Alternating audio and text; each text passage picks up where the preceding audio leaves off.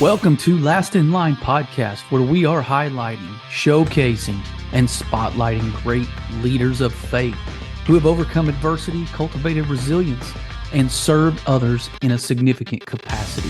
So settle in and be encouraged by this episode of Last in Line podcast. Hey, I'd like to welcome our guest to Last in Line podcast, Mr. David Waldy. He began a company and a coaching business called Fierce Empathy. David has a long history with success in corporate America. He became a top 1% sales producer in a $400 million per year company. How he transformed not only his career, but his physical body, his relationship with his family. He's one of the leading voices and high performance coaches. He shared the stage with people like Tony Robbins. He's all about servant leadership. He's all about helping you transform your life, become the person that you desire to be, who you said you wanted to be. He's all about that vision. He's all about practicality of taking the steps strategically to get you there. And we're excited. We're going to talk a lot about servant leadership, of course. He's a man of faith.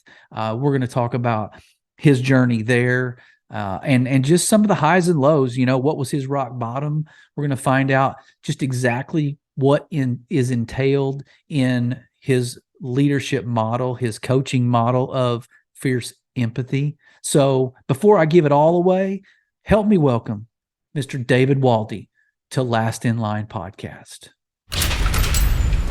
David Waldy, man, welcome to Last in Line podcast. What's up, my brother John? How are you, dude? How's it going, man?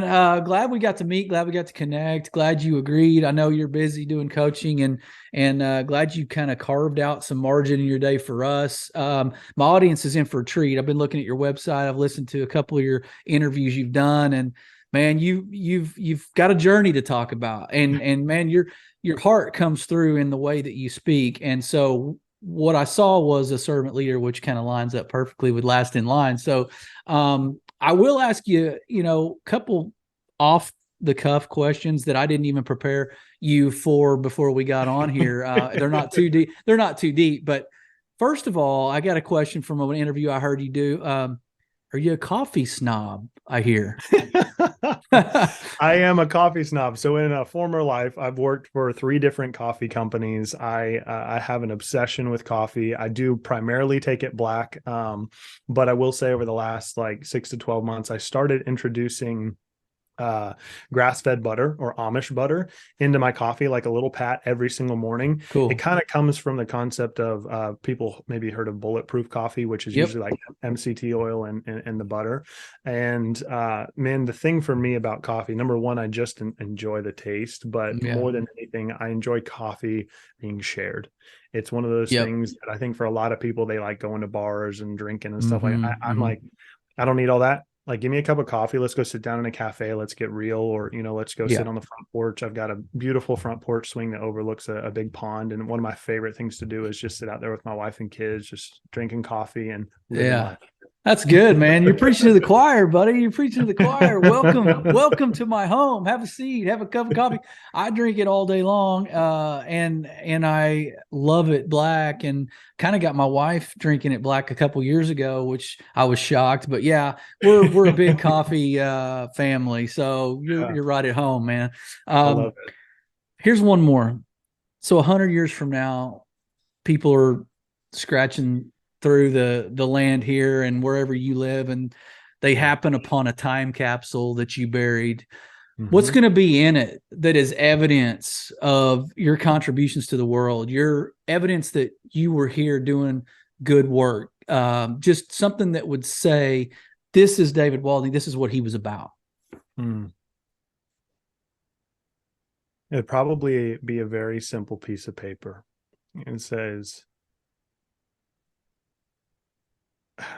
it'd probably just have a couple words on it, to be honest, John.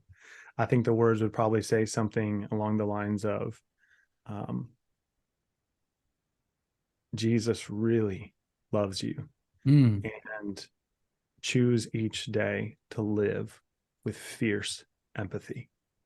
That's probably it. That's it. Wow. All right. That's awesome, dude. We might have to laminate it before we stick it in there so the words don't run or fade. But no, I've asked some Yeah. folks that, and I like where that goes. I don't know why I started doing that, but I like when people say, I've heard different things in there, but yeah, I mean, I think it's a different way of asking a legacy question, but making it more tangible for someone to kind of in their mind realize, touch, see, and know what that's about. So Yeah. I guess you brought it up, so I'll kind of dive in here. I wrote on a sticky note before I got you on the camera. One of the bigger oxymorons I've heard in a while, maybe based on what the perception of society might be, with fierce Yeah. empathy. Hmm. Have you ever thought of that? Maybe being did you intend to have a little bit of a possible paradoxical effect there? I don't know. It's very intentional. Good. Very, All right. So I'm not yeah. crazy. Okay. You're not crazy. It's actually the name of a book that I'm writing right now, and it's the name of my business. My business is actually called Fierce Empathy Solutions. And so what we do is we provide a lot of different solutions for entrepreneurs and small business owners. But the frame is around seeing, hearing, and understanding from others' perspectives. So whether that's team members, leaders, clients, customers, approaching business through that frame. So out of that came really more of a life philosophy, and that life philosophy directly ties to the life of Jesus, of being both lion and lamb, and that paradox of understanding we live in a day and an age, John, as I'm sure you know, where everyone's triggered by everything. Everyone's offended by everything. You can't say certain things, you can't share opinions and stuff anymore. And what I have found a broad general definition of fierce empathy, because it means different things in different contexts. If you look at the two words, fierce is it's very aggressive, right? It's almost like a violent undertone to it, fierce, right? And then empathy is typically more of like that nurturing, caring, gentle component. And so when you put the two together, a broad definition is doing everything within our power, being fiercely committed to see, hear, and understand from other people's perspective, while simultaneously being willing to create an environment where you can speak the hard truth in love. So what that looks like is that we live in a culture that is trying to force accountability. Accountability only works within a foundation in a context of trust.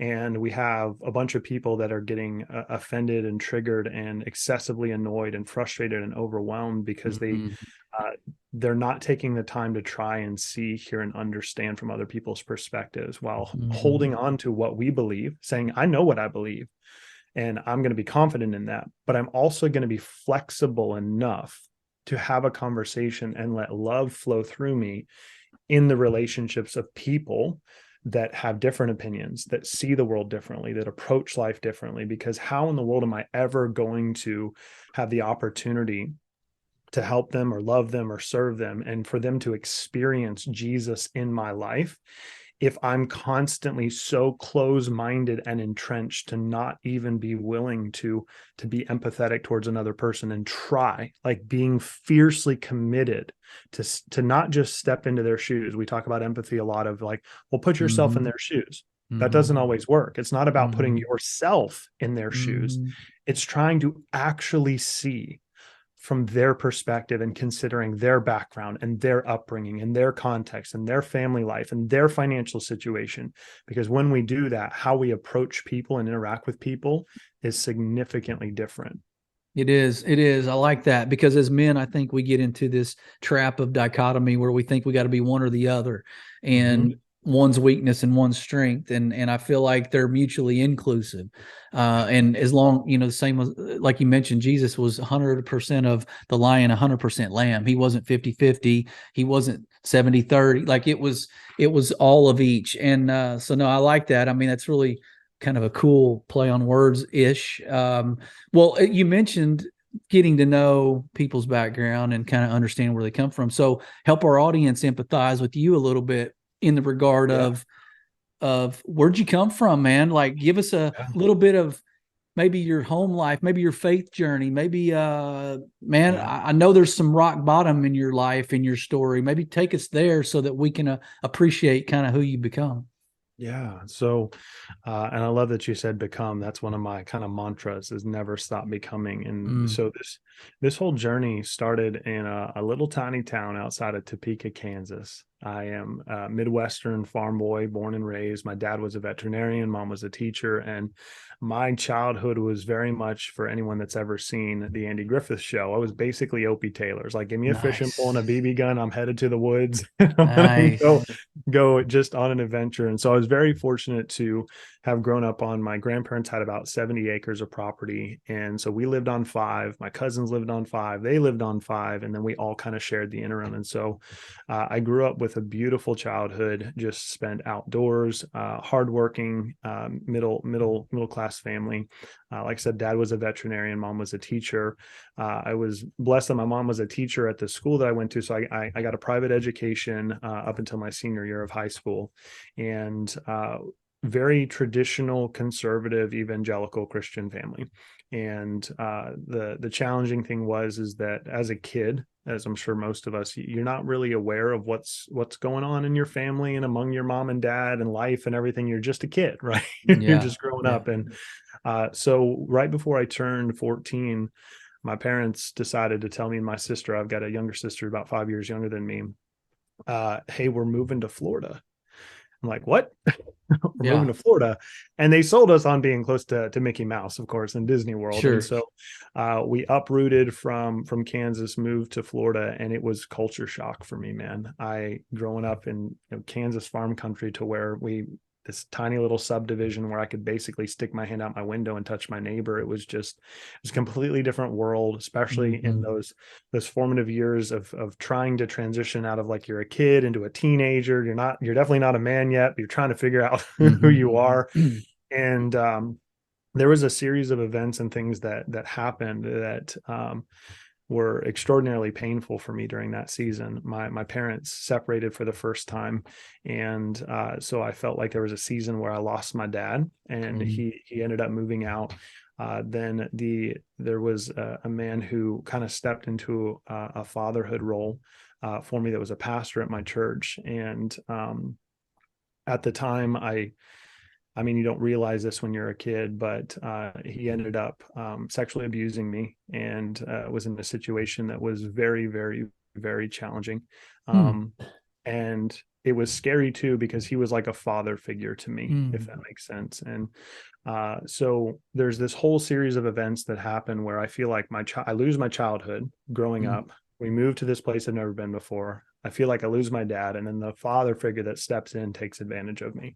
Mm-hmm. And so what I didn't realize at the time, and it's only been in the past few years I've been able to process and really, really unpack a lot of this stuff, is that started a kind of a season where I lost part of my identity, and I started learning very quickly how to mask and how to show up in the way that people wanted. Adopted a lot of people pleasing tendencies, the Mm-hmm. constant fear of being misunderstood. And um, so I was all things to all people. Right now, through this process, like, I'm loving Jesus. I'm like the chaplain at school. I'm leading worship at church. I'm active in youth ministry and everything. And so, you fast forward through my high school years, I end up graduating with a full ride academic scholarship to any university in the state of Florida. But something inside of me just felt like I didn't know who I was. I didn't feel like I had ascended. I felt like there was this, at the time, I didn't know what was rooted back here, but I Mm-hmm. didn't know what I wanted to do. I was just very frustrated. Honestly, I was pissed off, John, because it seemed like everyone my entire life had been like, find God's calling on your life, find your purpose, right? What's God calling you to do? And I was like, I don't freaking know. Like, God, I've been praying for it for years. And so I ended up on a phone call with a pastor that was here in South Carolina, which is where I am now. And I remember I was working at Starbucks at the time. I'm like hanging out over my, 2000 Honda Accord, smoking Marlboro Reds after shift. And I'm on Yeah. this phone with this pastor dude. And he's like, you need to get your butt to South Carolina. I'm like, why the heck would I go to South Carolina? Like, I never, ever thought of all the states in the United Right. States. Right. I was like, there is never even crossed my mind. And what was interesting on that phone call is that I sensed something in him that like it made my heart come alive. And I had this hope, this like glimmer of hope of saying, maybe this is a father figure who won't abandon me and who won't take advantage of me. And I realized that it took about 10 years before I realized all of this, that was God's divine orchestration to lead me down a path that I could not have anticipated or foreseen, especially to walk away from a paid for college education to come to this, Mm-hmm. what at the time was called South Carolina School of Leadership, to focus on leadership development and potentially becoming a pastor. I was on that track, ministry and interpersonal communication and strengths and learning discipleship and ministry and all these things. And so Mm-hmm. fast forward through that, it was incredible couple of years. And I went straight into my career. Now through this whole process, I've been working and I've always been in some form of sales role. And I ended up in a corporate career where I became a top 1% sales producer in a $400 million a year company. I didn't feel like I was good at sales. I didn't think I was anything special, but they started asking questions because again, I wasn't even really aware. I'm just doing my job. I'm doing really, really well. And so by the time I'm in my mid 20s, I had quote unquote achieved the American dream. Like I've got the glass corner office, I've got the company car, I've got the company credit card, the Yeah. six-figure salary. And through that process and that season, just working in sales and everything, I'd gone through some more challenges. I'd gotten engaged, and 2 weeks before the wedding day, my fiance at the time gave the ring back. And so 2 weeks before we're supposed to be getting married, my heart just gets ripped out. And so there was a lot of stuff that was just happening, and there was all this confusion. And so I'm still leading worship, active in the church. And I was on a worship team actually playing guitar for the youth group. And there was this girl that would sing with me from time to time. And I'd never really noticed her. I mean, I was Mm-hmm. there as just like another girl, but there was one night we went and it was like I saw her for the first time. And everything about her, I was like, oh my gosh, where has this woman been? But I was nervous. It had been only like 6, 8 months. And since I had broken off things with my ex and was just, I lost like 30 pounds going through Yeah. Yeah. depression, the Can whole I, thing. hey, Yeah, can I yeah. ask you a question before because I Go. want to give time to go into your relationship and how you guys met and that kind of, but Yeah. going up through the abuse, Mhm. through the dad situation, Yeah. I got to know for the listener, because I know there's somebody that might either has or will or is Mhm. experiencing something similar. Okay. Maybe not quite as catastrophic, but similar. Yeah. Did you ever have to check yourself and pull yourself out of this thought of being mad at God, first of all?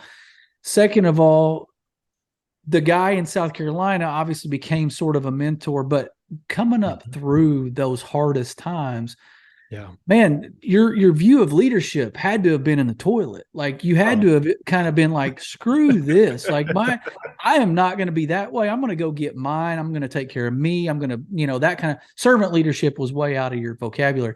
Take me through some of that. Explain, like, were you mad at God? And then how did that totally tarnish your view of good leadership? Yeah, no, it's a great question. And some of it I'll answer to kind of on the tail end. I Okay. promise, like this, Yeah.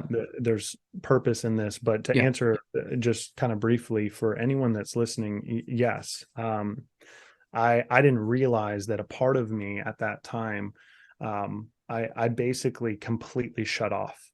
My part of my heart became so calloused and shut Mm, off, and there was it was identity crisis. I really call it the dark ages. There was 10 to 15 years, John, wow. where I did not know who I was, what I wanted. Yeah. what a man was, what a leader was, who I should look to. Like even when I came to South Carolina, my heart was kind of broken because I didn't get to be mentored by this man that I was on the phone with. I ended up Okay. being plugged in with another man, and it was like he was there, and it was a beautiful season. But all that to say, I went through a decade and a half just angry and Mm. so confused. But the here's the irony in it. Still plugged in with church, still reading my Bible, still doing the Christian thing, still loving people, still ministering, still like very, very active. But Doing I the people felt, pleaser thing, right? yeah, Putting on a yeah, happy face, right? Yeah. constantly feeling like a hypocrite, constantly feeling like I just terrified that someone would really find out what was going on inside, Mm. and knowing all the right, like I prided myself on being liked by everyone because I knew what masks to wear to be Right. liked by anyone and everyone. Yeah. And so fast forward through that process, ended up meeting Mhm. my wife. We ended up getting married. That's don't have enough. That's a very long story, but this woman was infinitely more than I could have ever asked for or imagined. We got married, had our first kid, and then so I'm in this corporate job, and all this stuff's going on in the background, right? Still don't know what I'm supposed to do. I don't know why, like what in the world I'm called to do. I don't know what Yeah. purpose is. I don't know any of these things. And I end up in a scenario where I I'm in the conference room. You know, the giant conference room with the big table and the two big dogs on one side and the little guy on the other side, and you know it's Sure. about to go down. I had that situation happen, and there had been some things, ownership, there had been a little shakeup, and I saw some things that had been going on behind the scenes that I felt like were Mhm. unethical and wrong.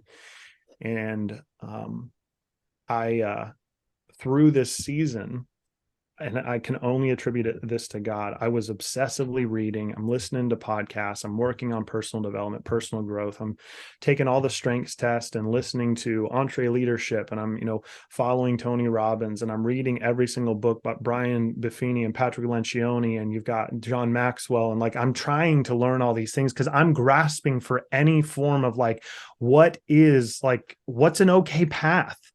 and and I didn't know. I really didn't know. And so I felt Mhm. so lost, so confused. So I end up in this conference room. Some stuff had been going on, the ownership level, and I came out about things that I felt like were unethical and immoral and wrong.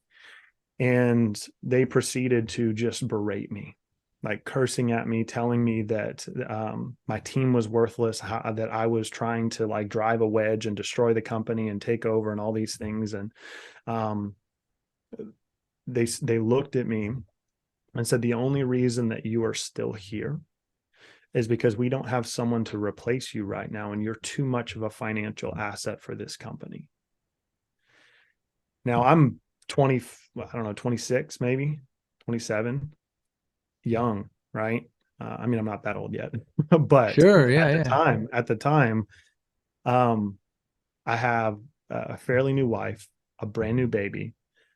I'm making six figures. I've got everything that everyone says you're supposed to get for the American dream, and I'm terrified. Because I'm like, Mhm. I can't just go replace my income. I don't know what I'm supposed to do. So I felt stuck. I felt like Mhm. I was trapped. Throughout the course of that year, and the year to follow, I had a $40,000 pay cut. My wife and I went through a miscarriage. I ended up standing in front of the mirror with a Glock in my hand on a Sunday afternoon. Mm. Done. I was Mm. 60 pounds overweight. I was having constant suicidal ideation, anxiety attacks, panic attacks, like cursing God. I Mm. remember that I was driving down the interstate one day, and I just like, I mean, I'll be sensitive for the listeners, but I mean, you can imagine like the worst of the worst language. Sure. I'm cussing God out, Yeah. like just like punching my steering wheel, just raging, right? And I go into like almost a panic attack. I have to pull over. I'm crying. Like I'm on my way to a sales consult, for crying out loud. I Yeah. pull Yeah. over on the interstate. I'm weeping and I'm crying. And I heard very distinctly, I felt it inside of me. It was like the Lord just wrapped himself around me. And he said, I love you. And John, what happened Wow. through that season, fortunately, I had some mentors and people like, again, the crazy thing is, man, I'm still like playing church. I'm That's still doing the wow. whole thing, right? Like I get up on stage and play my guitar and sing the songs and, leading Yeah. people to Jesus and loving. And then like, I'm going back and I'm just like, God, I know you're there, but what the hell is Yeah. Yeah. going on? Like for real. And so what ended up happening, I had a mentor at the time, and she took me to lunch, and we're sitting there, and this is where everything started to shift for me. She looked across the table. We're eating at this little Mediterranean restaurant downtown Columbia, one of those cool cafes with like the big glass windows. You can see the cars driving by. And we're eating Hmm. shawarma and a bunch of food that I can't pronounce, and it was delicious. I do remember that.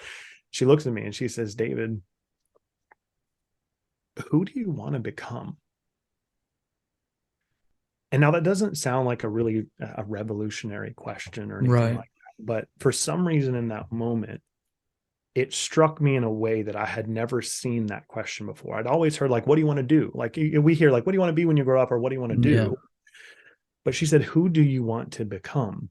And in that moment, something rose up inside of me that said, "You're not allowed to define that. That's God's job. Mm. That's Mm. God's job."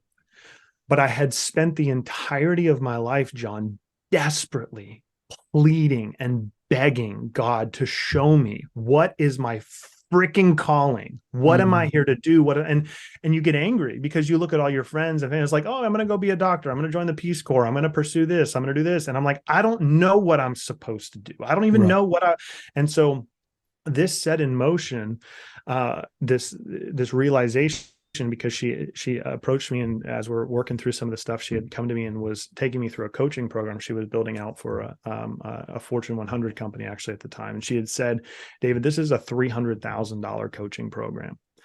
I'm like, "Wait, I'm sorry, how much do people pay for coaching?" And Right. she need 5 case studies to take to the board of directors before I can get this approved, and we're going to sell it and market it. I want to give it to you for free. And I was like, "Are you kidding me?" And so we're going through this process, and she says, "Do you realize that your skill set in business, the way that you sell, is like nothing I've ever seen before?" I was like, "What are you talking about?" She's like, "Look at your numbers. You're a top 1% producer in a $400 million a year company. What is going on here?" And I was like, "I don't know. I just like, I care about people. I love people. I ask questions. I want to serve people." And she said, "Do you realize you could take this skill set into the market, whether you do it in business or otherwise, and help people learn this philosophy and systemize this in a way to teach people how to build better connection, intimacy, and relationships, and how they see the world and how they operate and do business?" I was like, entrepreneurship, John, never had crossed my mind Yeah. because of the situation. Part of the reason we moved to Florida, going back there, was because my dad had owned his own practice, and it almost led to my parents getting divorced. They moved to Mm. Florida, I found out later, to try and save their marriage, which didn't end up working. And so my parents had gotten divorced when I was 19. My dad had moved back in when I was like 15 or 16. We got through a Mm. couple of years, and then so fast forward. There's a reason, I promise I'm telling all this. There's a Yeah. huge reason here to answer your question about leadership and Yeah. about heart of the Father. It set me on the path of that day that I ended up after the conference room and everything. This was in 2018, actually.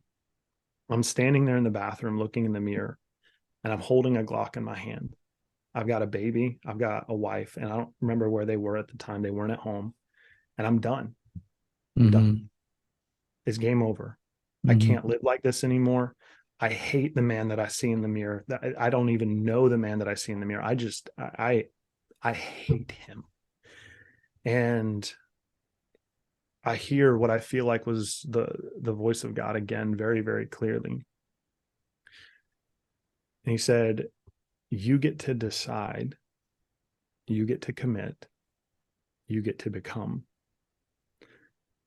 I'm with you and I am Hmm. for you, but I cannot fix this." Now, that was really challenging to my theology, Sure. Sure. because the prayer is always like, "Jesus, fix it," right? Yeah. Jesus, fix it. And in that moment, what Yeah. I realized is that I had been living my life in a way that was basically putting all of the responsibility on God and not taking any of my own. Yeah.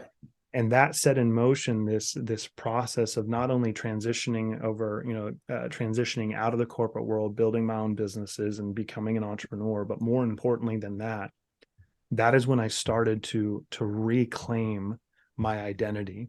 I reclaimed my family. I started rediscovering these dreams and these things that were inside of me. And I started to, all of this education and learning and these beliefs that I had about servant leadership, about caring about people, about seeking to serve, which I was doing all along the way, John. Right. I'm trying my best to help people. And from the outside looking in, people would have said, like, David Waldy's got it figured out, man. He's confident. He's winning in business. He's leading in the church. He's married. He's got it, all this stuff. And I wanted to end it. Hey, before we get back to the conversation here with our guest, I want to thank one of our sponsors, a new partner, Uncommon, which is a ministry that is equipping and empowering great men to become the husbands, the fathers, and leaders they were called to be. Go to uncommon.org. That's UNCOMMEN.org. Check out their content. Go to YouVersion. Download their devotionals.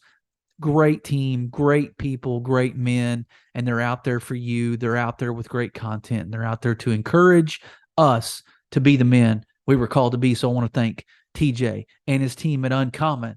So now let's get back to the conversation with our great guest here at Last in Line Podcast. And in that moment, when I heard, I'm with you and I'm for you, but you get to decide, you get to commit, you get to become, there was a shift that happened. And I started to realize that I had never given myself permission to define who I wanted to become, because I thought that was God's job. Yeah. And you've got kids. It's good. When we look at our kids, there was a time I had a brief vision. The Lord was like, what is your deepest desire for my daughter? Her name is Emmy. He said, what's your desire for Emmy? I was like, I want her to be filled with peace and joy and love, and to pursue her dreams and find a good man and all this stuff, and to go after everything that's inside of her heart.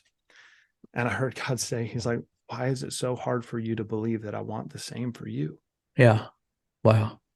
And so that shifted everything for me. And it caused me to start to really strip back and go back and start to rediscover these things that I felt like had died when I was younger. And it pushed me into this process where I finally felt like I became a man. That's it awesome. took me almost 30 years to go from being a little kid to feeling like, okay, I'm a man now. And then everything I had learned about servant leadership and leading with empathy and caring for people, that turned into basically this massive shift. And over the last 3-4 years, my life has completely changed. And so that's it. That's awesome. A long story. No, it's really good. And I feel like that really does kind of set the stage for where I want to go with this, and talking about some of the empathy based principles that, you're teaching and coaching. I've heard when you talk about the word become and kind of who you want to be in life and those kinds of things, like I think about the saying I've heard where someone's version of hell is being on their deathbed and seeing the man that they wanted to always be, that they never got to, they never arrived at that, but that's who they wanted to be. And that's, to me, that's the pinnacle of torment.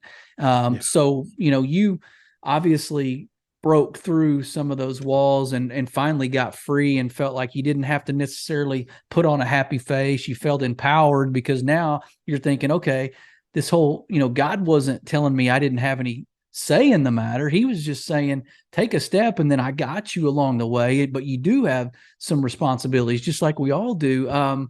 Man, I wonder, because you mentioned something. I want to read there's a little quote here I wanted to read off of your website, I think. And you say that, and I'm going to paraphrase some of it, but like your main desire, it sounds like to me, it says to break the cycle of self-sabotage and redefine what's possible and become everything you said you would be. These are what you're saying and what you're hoping for the people you're coaching, and what stood out to me is the whole become everything you said you would be.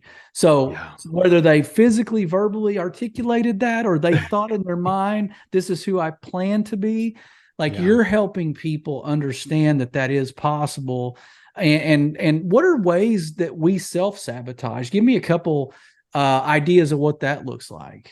Yeah. So one of my favorite terms is integrity. It's a core value to me, is that it's become a non-negotiable. And what's interesting is that for most people, it tends to be, is that, John, if I give you my word, right, and I say I'm going to do something, the average human being is pretty good at following through because their reputation and relationships on the line.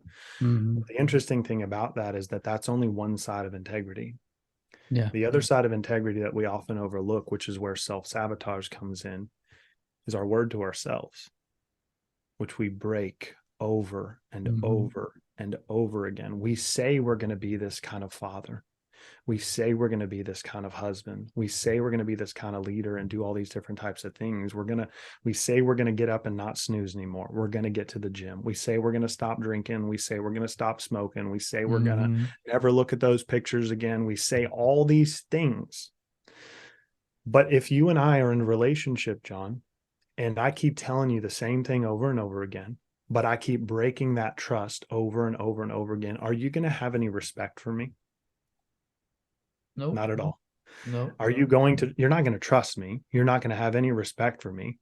You might feel bad for me, right? Like Yeah. either you're going to be angry or you might pity me, one of the two, Yeah. right? You're going to be angry that I keep betraying trust, or you're just going to look at me with pity. Mm-hmm. And the sad thing that I've found, John, is that is, there's that quote, and I forget, I think it's by Thoreau, is that most men lead lives of quiet desperation. Mm. Is that when you constantly break trust, like us men, we're really good about giving our word and keeping it to other people. But there's a part of us, there's this separation, right? We are not just this one thing. There's two parts to us, if not more. And what I mean by that is that we can observe our thoughts, we can question ourselves, we can talk to ourselves, we can beat ourselves up. If we think Mm-hmm. about what we're saying there's two parties here. There's me and then there's me. It's like I'm beating myself up, right? Who's the Right. person beating you up, right? Yeah. And when you start to realize this integrity, it becomes so incredibly powerful, because when you see the other side of the coin of breaking that trust within yourself over and over and over again, it's no wonder why you don't respect yourself, why Mm-hmm. you don't have any confidence in your relationship with yourself, why Mm-hmm. you don't have the ability to have trust and to trust your judgments and your decisions and to speak your mind and to share your opinion and to walk confidently and be able to look yourself in the mirror and say, yeah, I know who I am. This is the man that I said that I would be. And why I think so many of the problems that we experience in society today are so pervasive is because men and women, but I think, specifically men, is that we have broken trust with ourselves so many times because we don't have accountability. We don't have people that are there to support us. For some reason, we don't think it's okay to cry on a brother's shoulder and be like, dude, this Mm-hmm. is the shit that I'm going through right now. Right. And being Right. brutally honest about Right. what is really going on. Yeah. We don't And talk about vulnerability, do we? We can't use oh, that word. Yeah. because it's too girly, right? Yeah. It's Sure. sissy, it's weak, it's soft. And Yep. that's why fierce empathy has become so powerful, is that we're not meant to do this alone. Right. And we get so entrenched and we end up hiding and masking, and we turn to our vices and we turn to TV and social media and porn and drugs and alcohol and Mm-hmm. all these things, even as Christians, and we hide them. And then we wonder why, when we're out in public, we feel discontented, we feel uneasy, we get triggered and we fly off the handle, and we have these situations, we bite back at our wives, and we're impatient and frustrated at our kids all the time, and we're constantly needing to you get to a breaking point.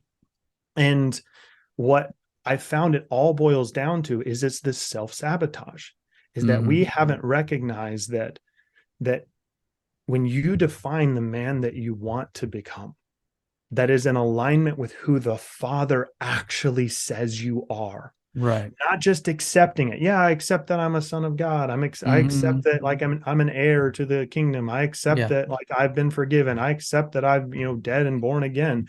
No, there's a huge difference in accepting it and believing it.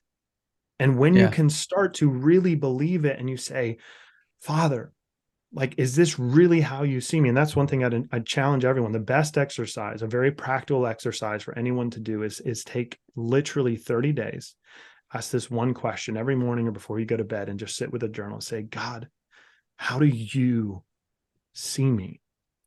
And when we start to do that, we can start to craft this picture of Mm-hmm. who we are as sons and daughters of the living God. Yeah. And it helps us craft this picture, because most people are asking the question, what do I need to do to fix my life?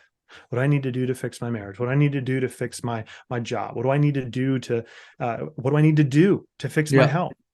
And in my opinion, it's a decent question. Yeah. It's just not the right first question, because when you know who you are and you keep your word to yourself and this is who I am, and you operate from that place and you define who you want to become, when you know who you want to become, what you need to do gets crystal clear. Dude, and I gotta say, when you mentioned the word integrity, like I keep hearing you talk, and I'm thinking we're giving ourselves permission we would never give someone else. Like we're allowing ourselves, we're letting this rope get longer and longer that we're willing to hang ourselves with, that we would have cut somebody out of our life had they done that. A glimpse of what we're doing to ourselves. If they'd have done that to us, we'd have cut them right out. And I can't help but think it's a hard issue. You said it earlier. I mean, it's a character issue. Like I feel like our minds sometimes write checks our hearts can't cash, because we're thinking conceptually of what we want. We see this picture, but then we don't have the discipline. We don't have the fortitude. We don't have the nuts. We don't have the heart to really hold ourselves accountable, to stay in our integrity, to be men of character. We just know what we want. We just don't really want to pay the price to get there. So I mean, I think that is almost, in a nutshell, that could solve 90% of the men's problems that are out there in a similar situation that you were of I'm hopeless, I'm fat, I'm this, my identity is this, not, and you said this on an interview, I think, sometimes we make our experiences, what was it? Hold on. I think I wrote it down. You said something about we attribute what we're experiencing to who we are. So we put a label on ourselves, and so I feel angry. I'm just an angry person. Like we make ourselves this person based on an experience we're going through. And I heard you say that, and I don't know, to unpack some of that. Yeah. So this is especially important when it comes to self-talk. Okay. It's really fascinating that in the Old Testament, when Moses says, who am I supposed to tell Pharaoh sent me? And God says, I am. I am that I am. Mm-hmm. I am, in my opinion, are the two most powerful words in the English language, and we have no idea how powerful they are. Yeah. And I work on this. A great example would be what we're working on with our kids right now, is that when my daughter or my son, either one, my littlest one, he's one, so he's not picking up on stuff just yet, but I have a 5.5-year-old and a 3.5-year-old. And my middle son, his name is Bear. He's dealing with some stuff right now, is that, when we are trying to correct behavior, our tendency oftentimes as parents is that, if you've got a situation where a kid is being like they're not listening, right? A lot of people's tendency is like, you're just a terrible listener, right? That is an identity accusation. Yeah. Versus, sweetheart, right now, you are being terrible at listening. That is an action oriented. One is rooted in our identity. So what you just said is like, I am angry is very different than I feel angry. There's nothing wrong with feeling anger, right? Right. Or when we say I am, like, this is one thing, and I know this might be very controversial, why I've never understood in Alcoholics Anonymous why they identify saying I am an alcoholic. 100%.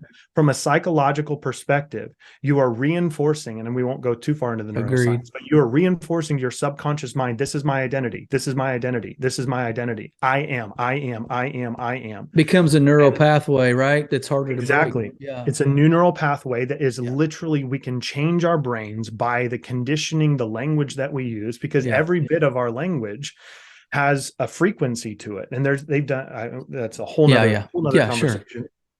But to your question, the interesting thing about this being like us attributing, we beat ourselves up and we have identity attacks rather than attacking our actions and our choices and our behaviors.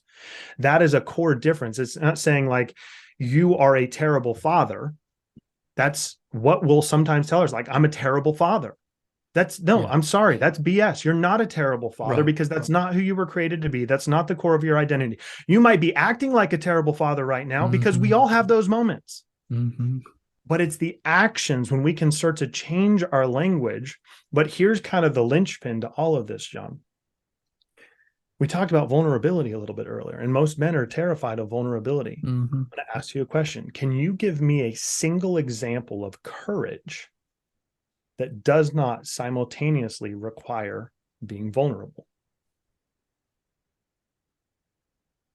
Wow. Yeah. Because courage is really overcoming fear, and fear is actually a state of vulnerability if you break it down. The thing that I love about, the last in line, for example, right? There's so much meaning there, which I admire. And so this is kind of a reverse of this, and not to, Okay. Yeah, go for but it. if you think about like those old movies that we watch, like Braveheart's probably a good example, right? Yep. Last in line, I think the premise of allowing others to go first and serving them and allowing them, I love that. But when we're talking about being in a battle, right? Of course. Tip of the spear. Yeah. Tip of the spear. That man who is choosing the leader. God, I'm going to get emotional here, brother. Yeah, When we man. look at these men that we Yeah. admire, Mm-hmm. they could not be the leader if they were not willing to be the most vulnerable, because the moment that they take off running to go fight the enemy, they are the most vulnerable person on the battlefield. They have the highest likelihood of getting taken out. They don't have anyone, and you see the whole wave of everybody that comes with them, right? Yeah. It's absolutely like it stirs us as men, and we want to be that guy. We want to be that guy. But the problem is we cannot be that guy unless we are vulnerable Yeah. and have the courage to go to another brother and say, brother, like I need help. I'm sucking in this area and I need help. I don't know what to do. And most men, they're so scared Yeah. because of that fear of vulnerability. But that is like it's part of being courageous. It's heroic. Yeah. Yeah. It is heroic just to be willing to say, man, I'm struggling in my marriage. I'm struggling with this. I'm having a hard time, because none of us are on all the time. Yeah. There's just no, I'm definitely Yeah. not. I don't know about Yeah. you, John, but Right. like Yeah. I have my days, and there are these things. What's really interesting is that I don't believe that in certain areas that you have to have quote unquote accountability for the rest of your life. Certain areas, yes. But Sure. say, for Sure. example, like something as simple as working out. If you can't get your butt out of bed and you keep snoozing, guess what? You need to make a commitment with another man, because there's going to be an interesting thing that happens. It says, I'll meet you at Mm-hmm. the gym at 6 a.m. Because guess what? Our integrity, for whatever reason, if someone else is relying on us, we get our butts out of bed, Yeah. because we don't want, but if it's just us. And so what we have to do is we have to be willing to create accountability in the areas where we have these deficiencies, because when you create consistency and you create new habits and you have support, you have brotherhood, you have connection, you have real intimacy with a brother who knows your heart, will like use the word of God to separate soul and spirit, joint and marrow. When you Mm-hmm. faithful are the wounds of a friend, saying, brother, I know you're not here to harm me, but I give you permission to hurt me, because I know that you got to cut out this poison in order for me to heal. And that's going to be painful, but I'm giving you permission to call me to a higher standard. Yeah. If we can do that as men, I believe this with everything in me, we not only step more into alignment with, I believe, God's structure for how we are to operate, but what's fascinating is that from a purely physiological, neurobiological perspective, we literally rewire our brains. Right. We create new neural pathways to where eventually you go 10 years, 30 years, 50 years. People looking at it like, hey, how did you create these results? It's like, well, this is the man that I said that I would be, and I've operated this way. And that is true legacy, because Right. you have created accountability around yourself to bring yourself to Mm-hmm. the point where now, like for me, for example, I've been a little slack this week. I've been traveling, but Yeah. generally speaking, I no longer need accountability to get to the gym. It's part of what I do. It's because it's who I am. Yeah. But for a very long time, and that's a simple example, for any area in your marriage, as a parent, in your health, in your finances, in your relationship with God, you might need a season to have brothers alongside you to hold you to a higher standard so you can strengthen yourself and become confident enough in it to where then you can go do it on your own and you can Yeah. lead. Yeah, no, it's beautiful. And I think, like you said too, with last in line and the servant leadership portion of, kind of along the lines of Jesus saying, I haven't come to be served, but to serve. That's kind of him acknowledging he's there for those people. But the tip of the spear does that. Like, that's the whole point of him being the tip of the spear, is because you're doing this to serve the people that you're leading. And I think it's a beautiful kind of a harmonious relationship between those two concepts. And I think it's lion and lamb, right? It's lion and lamb, 100% of each. You mentioned something. Yeah, go ahead. Go. I was going to say, John, real quick on the servant leadership piece. Yeah. We talk about servant leadership all the time, but there's a verse in scripture that says, love your neighbor as yourself. Mm-hmm. And this whole concept of servant leadership changed for me when I started to realize that if you are a man who doesn't actually love himself, the love you give to others is a perversion of the love that God intends to flow through you, which means it has unspoken expectations. Wow. There's usually performance based to it. Contingencies. Contingencies, right? These covert contracts, Sure, things that people aren't even aware of. And so if we're truly going to be servant leaders, it sounds counterintuitive, but you have to fall in love with the man that you are, that God says that you are, and love and honor and respect yourself, not in a pretentious, selfish way, but taking care of your body, taking care of yourself, making sure your mind, your heart, your will, your emotions, like these things are in check. If you want to truly serve and love people well, we cannot love our neighbor as ourselves. If we try and do that without knowing who we are, it will be perverted.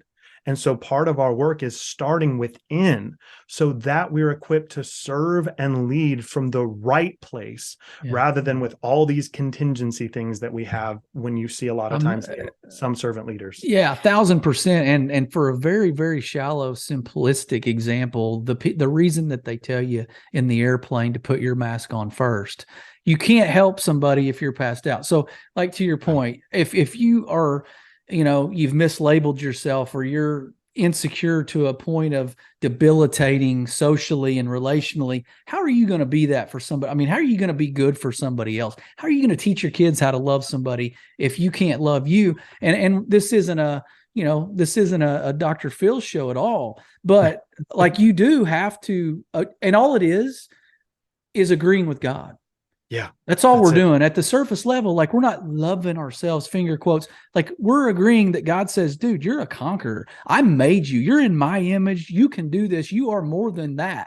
I mean, all we're doing is going, yep, you're right. And then we're moving forward. So I think guys out there need to probably, but they can't get there if they don't know what God says about them. So you got to get in the word. You got to get in prayer. You got to know who God is. You got to get close to him to know who he is.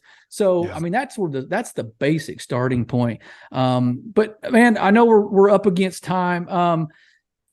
If you can, there's 4 C's I want to ask you about. If you could just maybe. I'm good. We're good, brother. All right. So good. Look, your coaching model, and we don't want to give the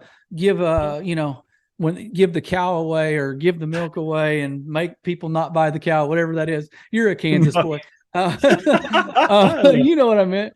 So 4 pillars of transformation on your website for fear, sympathy, method, clarity, constructs, commitments, consistency.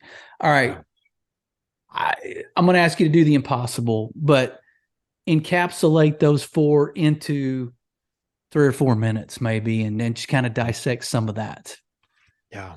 So first and foremost is that if we don't have clarity, and this is the hardest part about clarity, where most people feel like life's a fog, everything's foggy, they can't really see, they don't know what they want, they don't know where to go, they don't know what is going on, is the only way in that type of fog, in order for it to lift, is you have to move through it. It's interesting because the word says, like, thy word is a lamp unto my feet. It's not a spotlight. It's not something you can see 4 or 5 steps ahead. It's a lamp, which means that you can see 1 step at a time. But if you get up, you get your butt up and just start moving, and moving in the direction of the Father, moving in the direction of the man that you said that you would be, making simple, small changes, giving yourself permission to say, I am not going to settle here because this is not who I am. It's not about this discovery process of something that's out there. It's a discovery process of what has always been within you, but that baggage and pain and trauma and difficulty and betrayal and loss and all of these things have pushed down. It's getting those things off, getting that fog off of you. And the only way that happens is by moving forward. If you do that, you start to get clarity, because again, when you can define who you want to become, what you need to do gets crystal clear, because every opportunity that's presented to you now, it is a simple yes or a no. Is this in alignment with who God says that I am, the man that I said that I would be? If it's a no, it's a no. If it's a yes, we're going.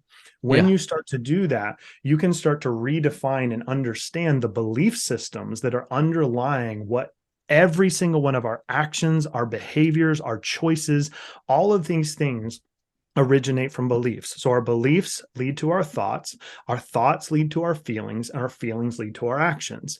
And so if you want to change your actions, if you want to change your behaviors, you have to go through this process of changing what you believe. And I'm not just talking about changing what you believe about God. I'm changing what you believe about life and yourself and your family and what's possible.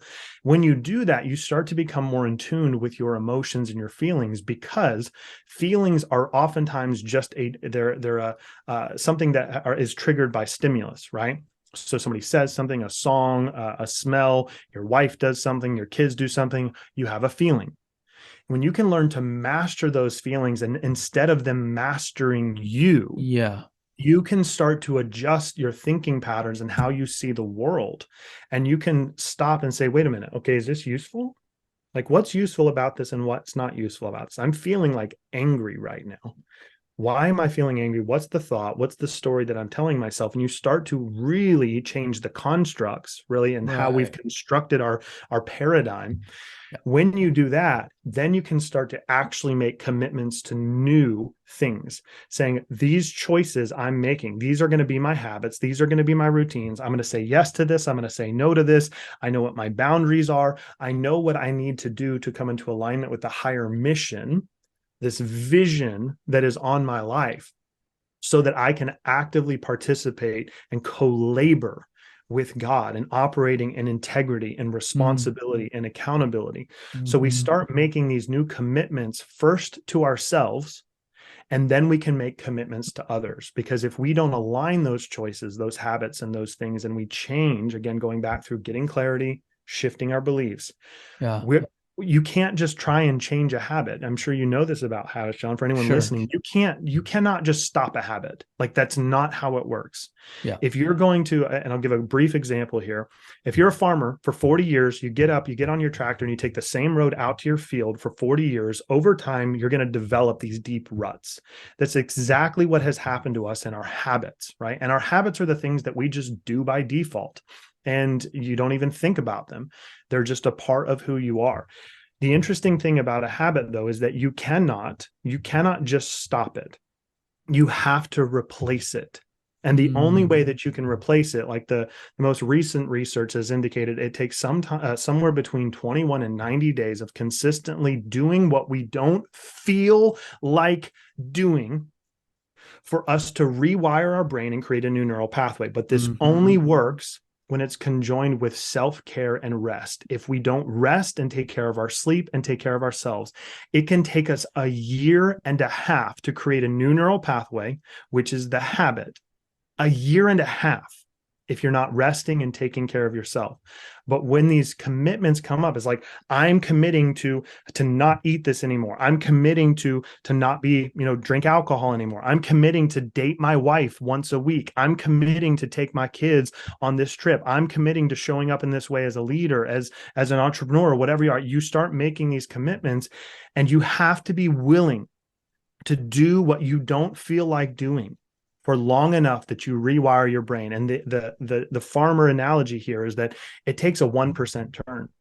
If it's a mile out to the field, when you get on that tractor, if you make a 1% change, The fascinating thing is that you drive for a mile, that 1% change will put you in a completely different location. Sure. You turn that steering wheel 1% and you're going to end up in a Sure. completely different location. So if you want new results, if you want to end up at a different location than the one you keep repeating over and over and over again, you have to commit and shift that commitment regardless of how you feel in Yeah. order for you to get to that place. You do that with consistency, you'll create a new rut. And then Yeah. eventually you'll be able to get on that tractor and let go of the wheel, and it will become a new habit. Yeah. And Even so that even would, to that point of the rut, even on the, you make this little tweak of 1 degree or 1%. I mean, what you said too is you've got to replace it with something. I mean, I think you even could, those ruts, you just fill them in, you replace them with something that is different than what you've created those ruts to begin with. I mean, to their point of drinking alcohol, well, I'm not drinking alcohol anymore. I replaced it with coffee, right? So I didn't necessarily change the desire to have a beverage at 7 o'clock at night, but I replaced it with the right thing. Same with, guys, they could be, instead of looking at the internet on the website you shouldn't be going to, maybe you go to a website where you're signing up for a coaching program like yours, or you're signing up for an audiobook, or you're learning, you're doing something. So we're filling in those ruts with the right things. So I mean, that's just another way of looking at it. But I like your little, the 1 degree tweak changes the course. Well, what's interesting about those ruts too, and this is why it's so hard for us to, there's a great book by Charles Duhigg called The Power of Habit. James Clear recently came out with a book called Atomic Habits. Atomic Habits. It's a solid one. If you really want to get into like science and research, The Power of Habit by Charles Duhigg is really, really deep. I really like that. But, okay. And this analogy might have come from it. But the interesting thing about when you've done the same thing over and over and over again for so long, this is where men feel like life's on autopilot.